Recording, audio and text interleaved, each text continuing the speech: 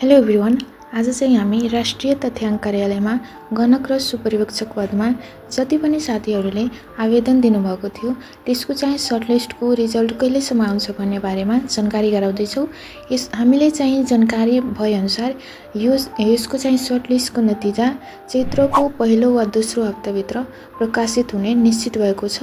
So तपाईहरूले पनि यसको चाहिँ रिजल्ट हेर्नु छ भने रिजल्ट हेर्नको लागि तपाईहरूले यसको अफिसियल वेबसाइट भिजिट गर्नुपर्ने हुन्छ। अफिसियल वेबसाइट चाहिँ रहेको छ nsonepal.gov.np।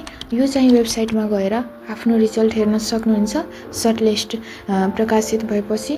तर चाहिँ अहिले सर्टलिस्ट प्रकाशित भएको छैन, यो हप्ता वा दोस्रो हप्ताभित्र प्रकाशित हुँदैछ। यसको चाहिँ अपडेट पाउनको लागि हाम्रो च्यानल सब्सक्राइब गर्न सक्नुहुनेछ।